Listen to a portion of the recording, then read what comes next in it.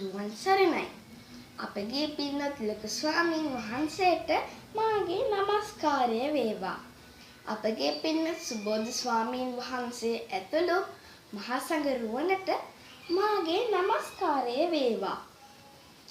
ඉතින් යාළුවනේ අදත් මම ඔයාලව මගේ මිස්ටර්ජිත් YouTube channel එකෙන් සාදරයෙන් පිළිගනු ලබනවා. ඉතින් යාළුවනේ මගේ නම තමයි ඔජිත් දුලංජන.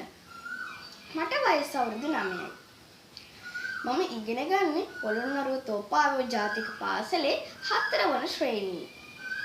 ඔයාලට පේනවා ඇති මෙතන තියෙන පොත් ගොඩක් මං ආ වෙනද නැති. ඒකට හේතුව තමයි මේ පොත්පත් වල ලියවිලා තියෙන්නේ දහම් ග්‍රන්ථ. ඉතින් මේ දහම් ග්‍රන්ථ රචනා කළේ අපගේ පින්වත් ලොකු ස්වාමීන් වහන්සේ. මම මේ අවස්ථාවේදී අපගේ පින්වත් ලොකු ස්වාමීන් වහන්සේට පින් අනුමෝදන් කරනවා මෙවැනි වටිනා දහම් ග්‍රන්ථ රචනා කරනවාට. ඉතින් යාළුවනේ මම සෑම පසළොස්වක පොහෝ දිනකම සිල් සමාදන් වෙනවා. මම හැමදාම අනිවාර්යෙන්ම පොළොන්නරුව මහමෙවුනා භාවනාසිපුවේදී සිල් සමාදන් වෙලා මෙවැනි දහම් ග්‍රන්ථයක් හෝ දෙකක් අනිවාර්යෙන්ම මිලදී අරගෙන කියවනවා. ඉතින් මම ඔයාලට කියන්න ඕනේ මෙතන තියෙන පොත් කොට මම මේ වෙනකොට කියවලා අවසන් කියලා මම කියන්නේ ඉතාමත් සතුටින්. ඉතින් මම ඔයාලට තව දෙයක් කියන්නම්. ඒ තමයි මෙතන තියෙන මේ මහා වංශ ග්‍රන්ථ ත්‍රිත්වය. මේ මහා වංශ ග්‍රන්ථ ත්‍රිත්වය ගැන මට පොඩි හැඳින්වීමක් කරන්න ඕනේ. ඒ තමයි මේ මහා වංශීය ග්‍රන්ථ ත්‍රිත්වයේ තුල අපගේ බුදුරජාණන් වහන්සේගේ පළමු ලංකා ගමනය, බුදුරජාණන් වහන්සේගේ පිරිනිවන් පෑම, විජය කුමරුගේ ලංකා ගමනය, ඒ වගේම ඉංග්‍රීසි ලංකාව ආක්‍රමණය කිරීම වගේ මුල සිට අග දක්වා සියලුම තොරතුරු ඇතුළත් වෙනවා. ඉතින් යාළුවනේ මම ඔයාලට තවත් දහම් ග්‍රන්ථ ටිකක් හඳුන්වලා දෙන්නම්. මේ තියෙන්නේ යාළුවනේ ධම්මපදය. මේ තියෙන්නේ ධම්මපදය. මෙතන තියෙන්නේ ධම්මපදයේ එන ගාථා සහ ඒවායේ කතා. ඉතින් මම ඔයාලට අද මේ ධම්මපදයේ ඇසුරින් එක ගාථාවක් කියලා දෙන්නම්. එහි තේරුමත් සමග මේ ගාථාව වදාළේ මහා පන්තක තෙරුන් වහන්සේ චුල්ලපන්තක තෙරුන් වහන්සේට. අහගන්නකෝ. පදුමඤ්ඤතා කෝක නදං සුගන්ධං පාතෝසියා පුල්ලමවිත ගන්ධං අංගේර සංපස්ස විරෝචමානං තපත්ත මාදිච්ච නිවන්තලික්කේ. එහි තේරුම තමයි උදයේ පිපි සුවඳ හමන රතු පියුමක් වෙන්නේ සරත් කලට අහසේ දිලෙන හිරු මඩලක් වෙන්නේ සිල් සමාධි ගුණ නුවණින් හැම විට බබලන්නේ අන්න බලං අංගේ රස සමිඳුය වැඩ ඉන්නේ. ඉතින් යාළුවනේ මම තවත් මේ ධම්මපදයේ ඇසුරින් ගාථා පාඩම් කරනවා. ඊළඟට මම ඔයාලට හඳුන්වලා දෙන්න යන්නේ මේ ග්‍රන්ථ ටික. මේ තමයි යාළුවනේ නුවණ වැඩෙන බෝසත් කතා. මේවල ඇතුළත් වෙන්නේ ජාතක කතා. ඔයාලා මේවල තියෙන තොරතුරු අපගේ ජීවිතයට ගලපගෙන යහපත් ජීවිතයක් ගත කරන්න උත්සාහ කරන්න.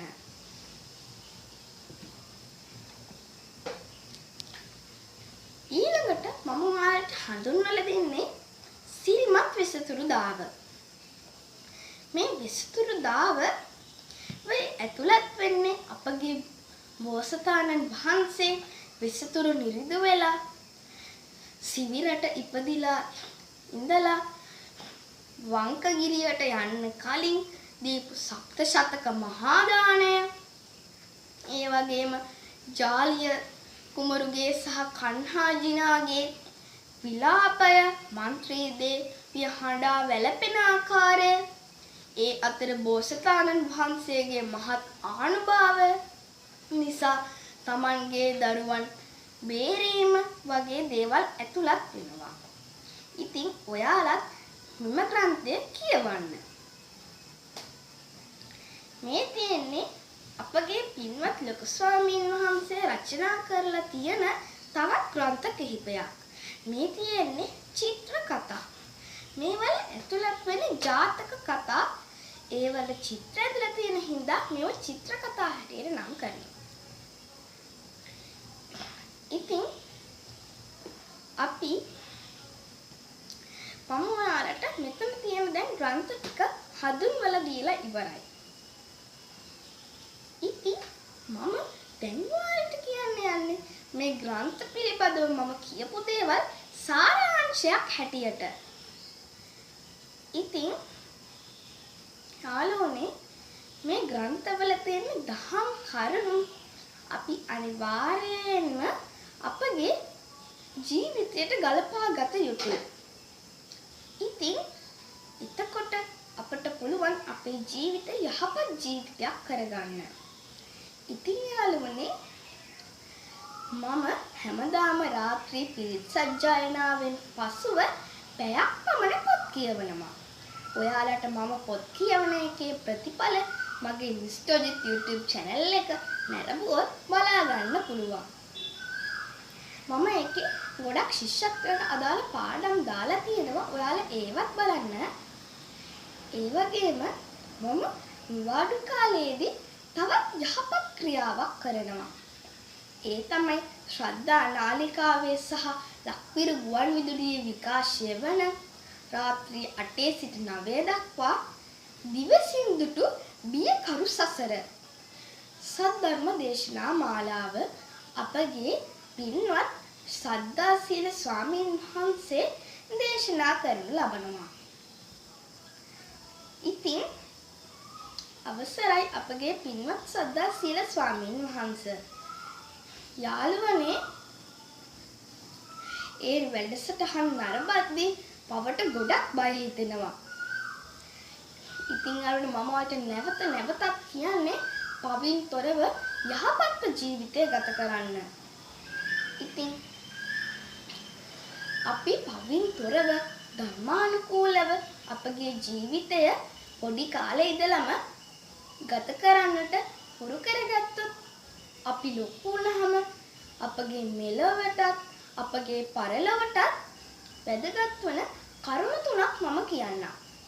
ඒ තමයි අපට පුළුවන් වැඩිහිටි නිවාසවල සිටින ආච්චිලා සීයලාගේ එයාලා විඳින්නේ එයාලගේ අවසන් කාලේ ඉතාමත් දුක්බරව. ඉතින් අපිට පුළුවන් ඒ සියලුම වැඩිහිටි නිවාස ටික වහලා දාන්න. ඒ වගේම මිරේ දොරටු වහලා අපට පුළුවන් සුගතියේ දොරටු අරින්න.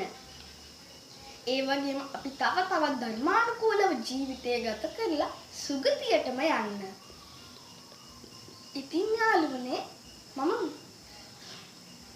මේ අවස්ථාවේදී පින් අනුමෝදන් කරනවා අපගේ පින්වත් ලොකු ස්වාමීන් වහන්සේටත් අපගේ පින්වත් සුබෝධ ස්වාමීන් වහන්සේටත් අපගේ පින්වත් ශ්‍රද්ධාසීල ස්වාමීන් වහන්සේ ඇතුළු මහා සංඝ රුවනට මම පින් අනුමෝදන් කරනවා